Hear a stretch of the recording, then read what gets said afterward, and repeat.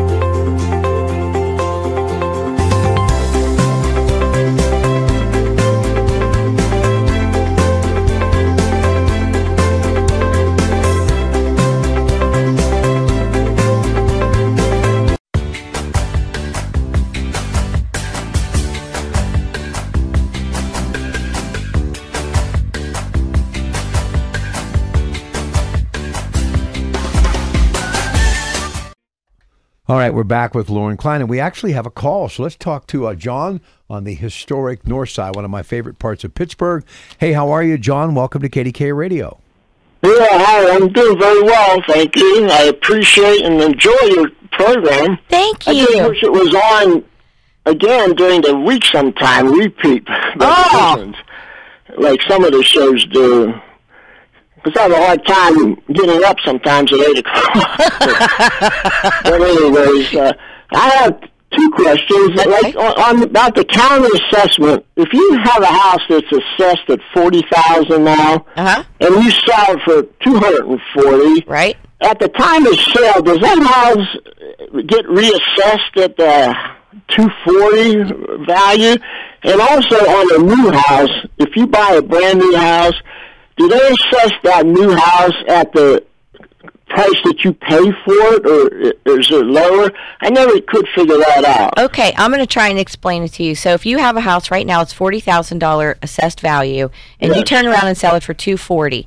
When the deed gets recorded in Allegheny County, we're in Allegheny County, right? Yes. Okay, so when the deed gets recorded in Allegheny County, there's a person there who pays attention to the assessed value and the new sale price.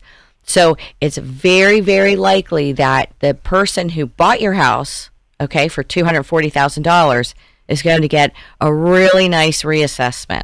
Okay?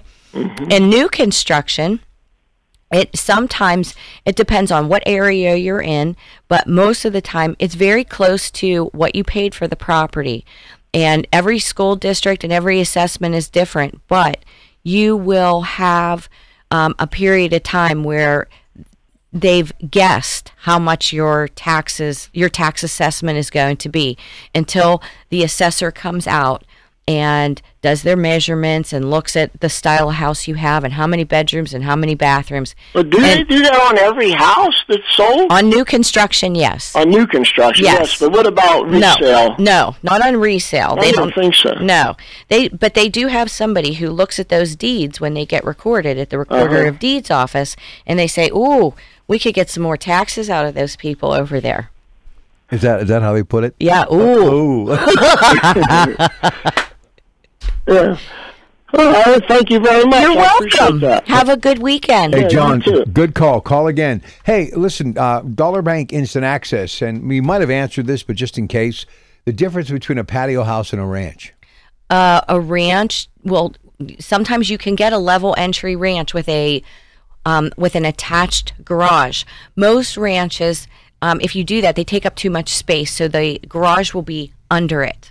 Okay, integral as opposed to attached. Right. I sold a couple ranches in the last year with the attached garage, so everything's on one level. But the patio home is designed and they typically are attached to other houses. So you might be in a little cluster or in a villa, and you have two patio homes side by side connected. Okay. Okay, because it's cheaper for the builder to do that. All right, so 866-391-1020, Dollar Bank Instant Access, KDKRadio.com. Text us on the Red Automotive Line, best deal in town. Seller Assist. Yes. Well, before I forget, while we're on the subject of patio homes, I have one open tomorrow. 7 open houses. I have 7 open houses tomorrow. They're either going on from 11 to 1, 12 to 2, or 1 to 3. Okay, so they're different times, and if you're interested in going to any of them, you can go on my website, you can go on Facebook. They're all listed there, but I have a patio home out in Murraysville. It's listed for $359.9. I upgraded to the hilt, and it is on a slab. So everything that anybody needs is all on one level.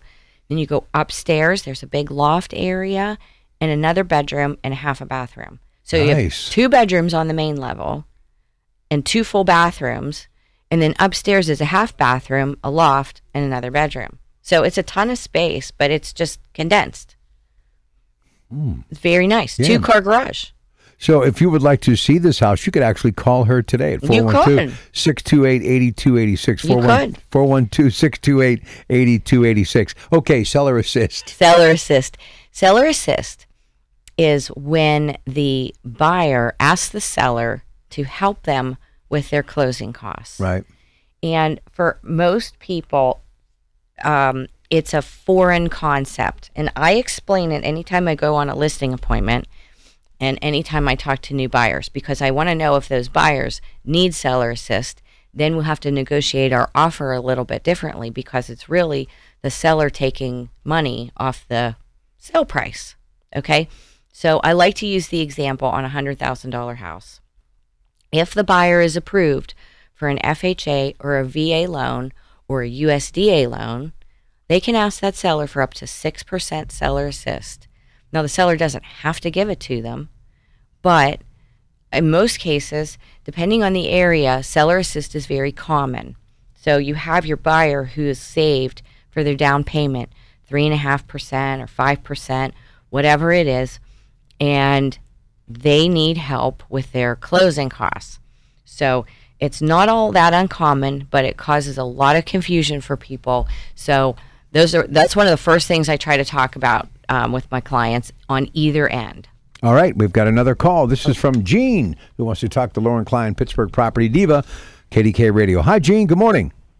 Good morning. I happen to be a real estate broker. It's a fabulous program every week. Every Thank 2 weeks. you, Gene. Absolutely. You do a great job. Thank you. The people that I'm associated with, they always say, how does that young lady do so well? Well, thank you. And I admire you. And Rob, fabulous. You're a workhorse. Let me just clarify, if I may. I'm very attuned to the assessment. I used to be on the Board of Property Assessment. Oh, please help us figure it out. Okay. I'll try my best. Okay. First of all, the public every homeowner should know that every year, and most people don't know this, every single year from January 1st until March 31st, they can file an appeal. They can. That's a given. Most people think that they have to file an appeal when they have a reassessment. That's not true. In 1 month from now, basically, every property owner can file an appeal based on his property value. If homes in the area have sold for $120 and his is worth $150, he can file an appeal at no charge at the county office building. That's number one. Excellent. Number two, the most important thing to know is when a house, and the gentleman from the north side spoke very fluently, he sold the house, it was $40,000, then he sold it for $240. Here's who, you're right with respect to, you said someone looks at it. I'll tell you who does look at it. The three taxing jurisdictions look at the solicitors that represent the school district, a school district or Allegheny County, right, or the municipality. Those lawyers look at that, and then they file an appeal. They're entitled to file an appeal. Any taxing jurisdiction is able to file an appeal, as well as an individual. That's when they say, ooh. Yeah, they get hurt. But you do a fabulous job, Laura, and I'm Gene, and I thank you. But I just want to give you some clarification, because the assessment possibility come January is right around the block. And everybody in Allegheny County, there are 130 municipalities in Allegheny County, and every individual in Allegheny County, if he owns a piece of property, is entitled to file an appeal, and that's a free situation. Second step, if you're uncomfortable with the hearing officer's findings in the board, then the second step is to go to the Board of Viewers of Allegheny County, and they're a little more understanding, and they really help you out a little more sometimes. But in essence, the assessments are something that's very important, particularly come January 1st. Everybody in Allegheny County can file an appeal. That's excellent news. And I know that when you go to the Allegheny County website, you can download the appeal form right online. Okay. Hey, Gene, good input. Thank you so much. Thank you, Gene. Yeah, and if anybody else has any questions about that, feel free to give us a call. And really insightful stuff from Gene. Thank you very much. 866-39. I don't think anybody's ever really happy with their assessment. Well, there are a lot of people who are not happy, I can tell you that. I know. 866-391-1020. Dollar Bank Instant Access, KDKRadio.com. And you can text us on the Red Automotive Line, the best deal in town. If you have a question for her, call us now. We'll come back. More phone calls still to come. And we're also going to be discussing seller expectation and buyer expectation. Stay with us.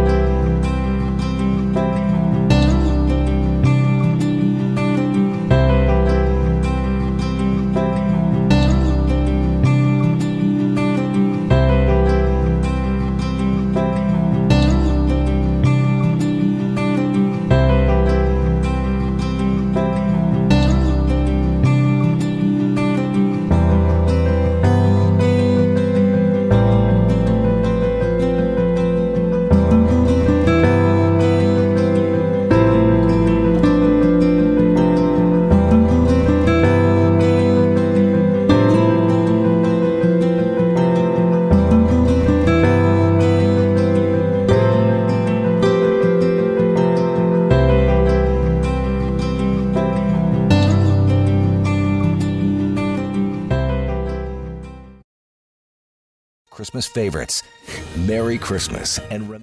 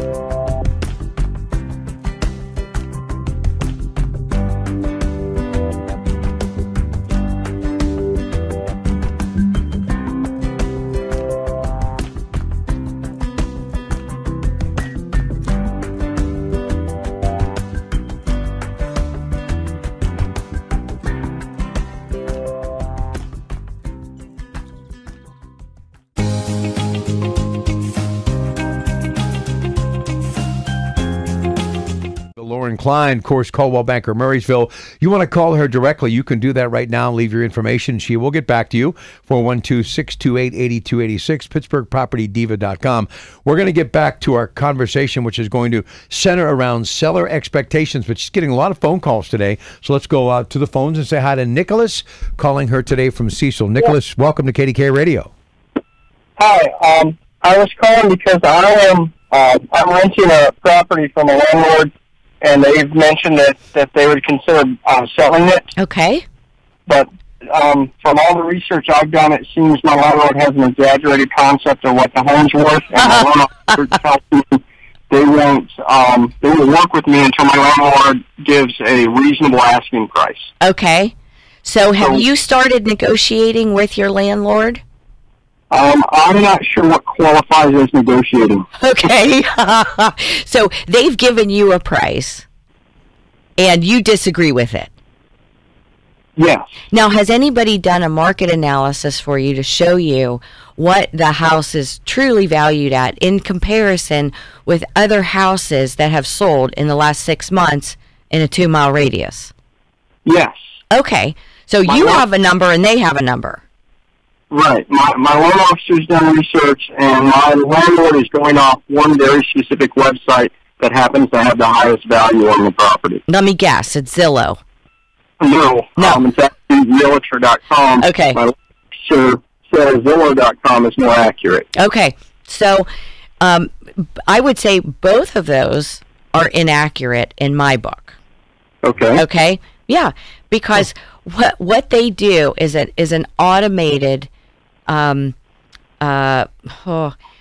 properties close, it goes into this like data bank. Okay, what you really need is, have you had an appraisal done? You could pay somebody to tell you what that value is, or you could have a local agent ask them to do a market analysis for you that is based strictly on the sold properties in the last 6 months that are very, very similar, apples to apples, and in the last 6 months, and see what those numbers come up with. You'll have a high, a low, and a medium.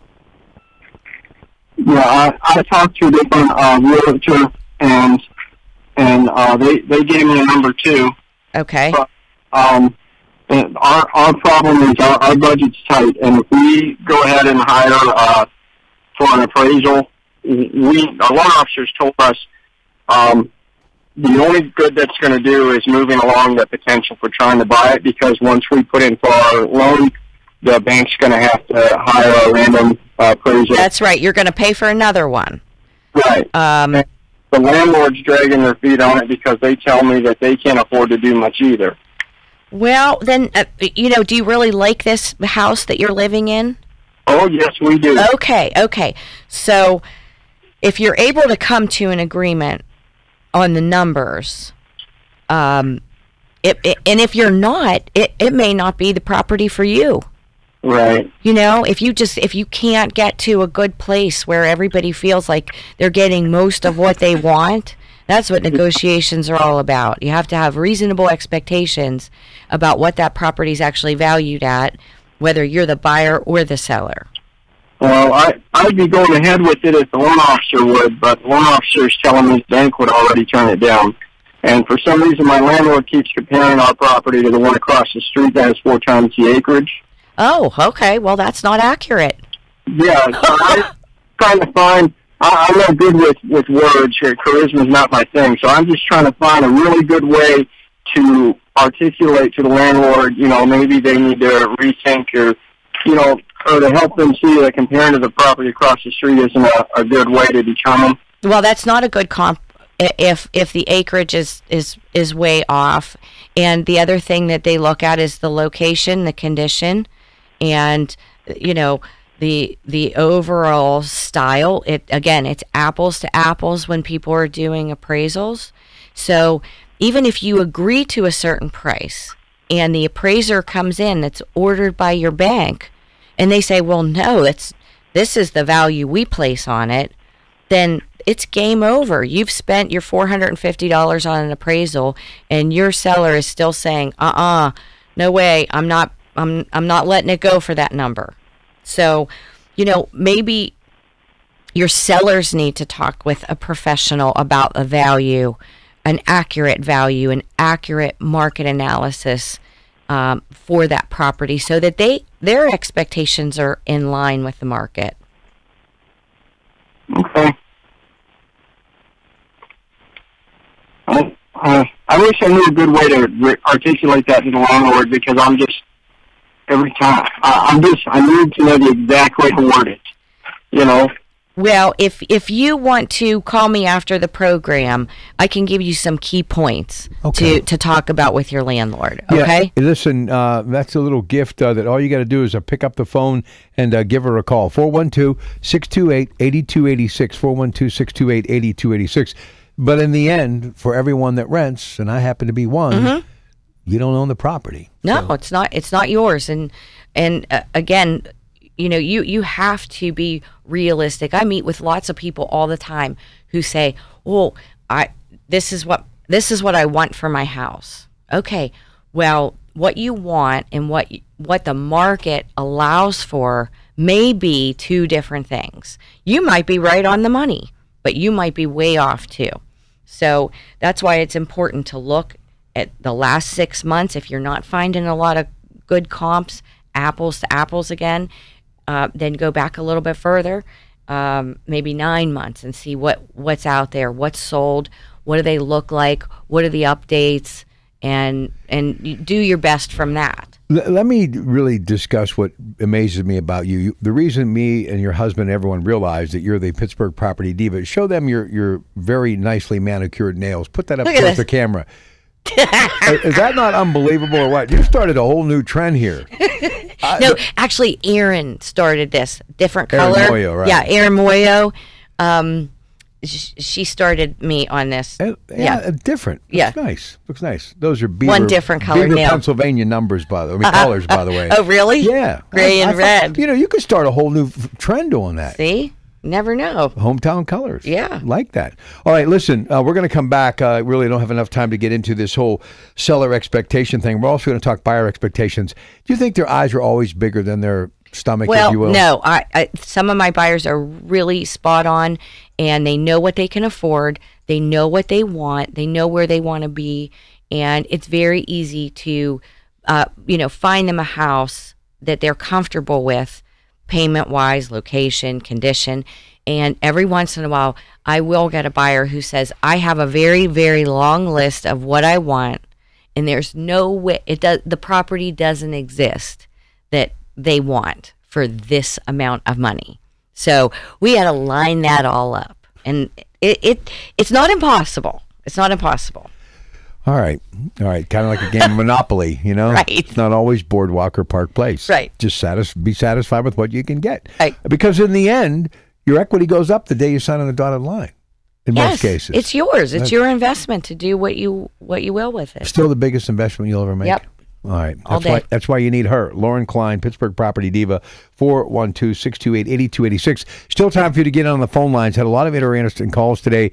She really handed out a lot of good information. So if you have a question, 866-391-1020. Next hour, UPMC, life-changing medicine. Stay with us.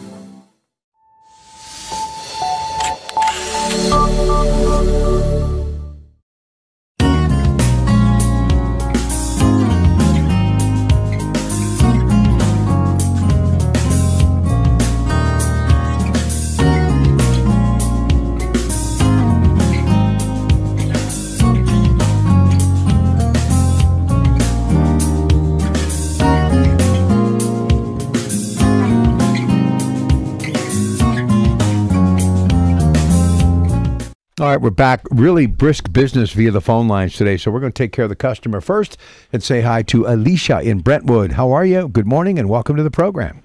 Good morning. How are you? Good morning.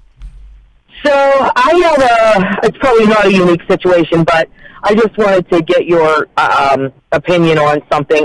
My dad passed away in October, and he left he and his brother owned a house together, and his brother passed away about 4 years ago. Okay. So the house ultimately was my father's. Now, in the will, I'm the executrix, and he left the house to me and my uncle's eldest son to have together. And initially, I guess, my dad only passed away at the beginning of October, so I was very emotional. And my cousin said, "We're going to sell, right? We're going to sell." And I was like, "Yeah, I mean, I guess." Like, I didn't really know if I wanted to own a home, whatever. Well, I've kind of had a change of heart, and my cousin now is kind of, I know he's concerned because he thinks that the property's worth a lot more than what it was assessed at. And on Zillow, they have it listed at 68, and on the county assessment, they have it listed at 48. But he thinks that if we sell it, we can get like $100,000 for it. Okay, and I don't know if that's the case or not. Yeah. But what you would need to do is have a market analysis done, and then you guys can decide how you want to go about making this work for everybody. Mm-hmm. So if you contact a local agent, okay, and you can get a market analysis, and he or she says to you, okay, the houses just like yours are selling between this number and this number, and then you will end up then having to buy out your house from your cousin. Right. But I think his expectation is because he thinks the house is worth more, and it's not in a very good location. I'll just say that. Okay. It's not prime real estate, okay? But my father and my uncle maintained this house, and it's been in our family over 100 years. It's not it's a good solid house, but it's not in the best of neighborhoods. So, my cousin thinks that an investor would come in and spend, $100, $150, but the reality is it does need cosmetic work, and I don't know anyone that would spend $150,000 on a home that you're not going to get a return on even renting it in 4 or 5 years. Right, and that's probably not going to happen. Right. I mean, people want a cheap buy so they can fix it up and then rent it out for more and make money off it right away. That's exactly right. That's exactly right. Okay. So I would have a professional come in, take a look at the house, and give you a market analysis. Okay, market analysis. Now, would that be a real estate agent? Yes. Okay. Absolutely. An agent can do it for you, and you just have to find one, that'll do it. And if you want to call me after the show, I'm happy to help you. Okay. I'm actually on my way to meet with my wills attorney right now, so I'm going to talk to him too, because the last time we spoke, I was kind of thinking, we'll let the estate sell it. But like I said, I think I kind of didn't want to let my cousin down because he really wanted to sell it, and I kind of felt responsible to make him happy too. But then I was thinking I got to make myself happy too, So. Right, and if you can afford to buy him out, and that's the choice that you want to make, then you just have to. Then you're going to just negotiate with him. Yeah. So let me ask you this, and you may not know this, and I apologize because I know nothing about home ownership. I've literally been a renter for 30 years. So would I have to, if I took the house, if he decided he doesn't want the house, because if we take it, right, he's going to have to pay the 15% inheritance tax and all that, which is, a lot of money on a property that's probably not really realistically worth a lot. Right. If he said he wants to walk away, would I be able to then take out a home equity loan to pay him? No, because you don't technically own it. The estate does. Okay. Well, yes, but at that point, I would own it. Well, or would I not? No. The estate would own it until it transfers to the new owners. Oh, okay. Which we'll just pretend is me. Right.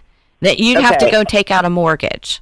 Right. Okay. All right. That's what I thought, but I wasn't sure, and I just wanted to know if that was actually a thing. Yes, and the estate is going to pay inheritance tax on the value of the house. So if you sold it to somebody for $80,000 and you're at that 15% inheritance tax bracket because Well, he is a nephew, He is, but right. you I'm at 4, I think. are the daughter. Yeah. So you're at 4 and a Yeah. half. He's at 15 or 12 and a Yeah. half.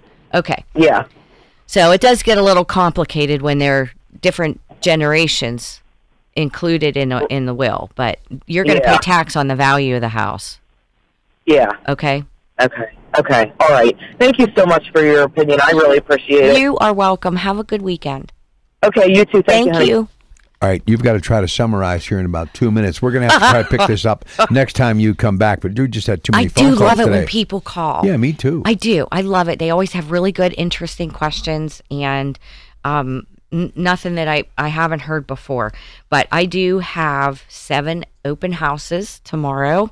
You go on my Facebook page, my website. You'll see all the open houses. And they're also on Zillow and Realtor.com and Trulia, all those other auxiliary sites. I have new listings coming up. I'm really excited about working with some new clients and getting ready for the holidays and spring season, which will start right after the first of the year. So lots of good stuff going on. And if anybody has any questions about the show today or other things that are on their mind that we didn't get to today, you can always call me, 412-628-8286. Go to my website. You can email me. I am pretty accessible. So moving forward, just talking to people out there who are saying, last Christmas in this house, when that tree comes down Yep. and that Hanukkah menorah gets Call put me. away, we're moving into a new house. Call me. So you can actually start doing your due diligence now. Absolutely. I met with people last week who I just want them to get through the holidays, get themselves organized. And then that first week in January, I want to get a game plan in place, get the photos done, all my marketing in place so that, come spring season, which really for us starts right after the first of the year. I'm ready. Can I go back to one thing you said? Sure. We've got 90 seconds left. Yep. Zillow. Yep. Why it's Oh, not man, on they point. have these Zestimate things, okay? And people really pay a lot of attention to the Zestimate. And Right. it's like Zillow's own estimate of what your house is valued at. I personally think that it's inaccurate for all intents and purposes, and it gets people real whipped in a frenzy. So I would say if you really want a good, solid analysis of what your home's value is, what the market will bear, call a real estate agent. That's all. You can look at the Zestimate, till the cows come home. I don't think that they're entirely accurate. That's been my experience. Yeah, you've got to really get it from someone who's walked the walk. Right, and we have access to the multi-list, so we can get you the information that you really need in a way that helps you and doesn't get you all whacked out. Hey, by the way, you really have to check out what her husband does at Pittsburgh Beautiful and what they do at Pittsburgh Property Diva. Listen, I've been in the visual aspect of entertainment and media for a quarter of a century, and I got to tell you, it's off the charts, folks. You're absolutely going to love what they do. 7 open houses tomorrow. It's Coldwell Banker, Marysville. It's Pittsburgh Property Diva, Lauren Klein. Thank you. My pleasure. Thank you. All right, 412-628-8286, 412-628-8286. All right, now we're going to kind of get you ready for the news at 9 and more on the death of the 41st President of the United States, George H.W. Bush. Stay with us. The preceding was paid for by...